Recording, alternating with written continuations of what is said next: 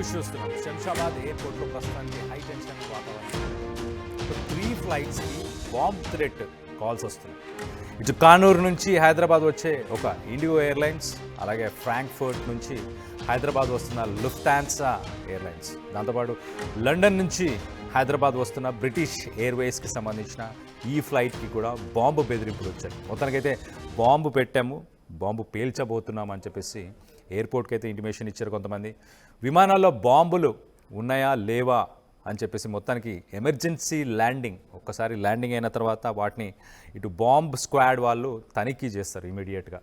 ప్యాసింజర్స్ని దించకముందే ఆ స్క్రూటినీ అదంతా చేసిన తర్వాత మొత్తానికైతే ఇవన్నీ హోక్స్ కాల్స్ అని చెప్పేసి, ఫేక్ మెయిల్స్ అని చెప్పేసి ప్రస్తుతానికైతే దానికి సంబంధించి డీటెయిల్స్ పోలీసులు అయితే చెప్పారు. ల్యాండింగ్ తర్వాత తనిఖీలు చేపట్టారు అధికారులు.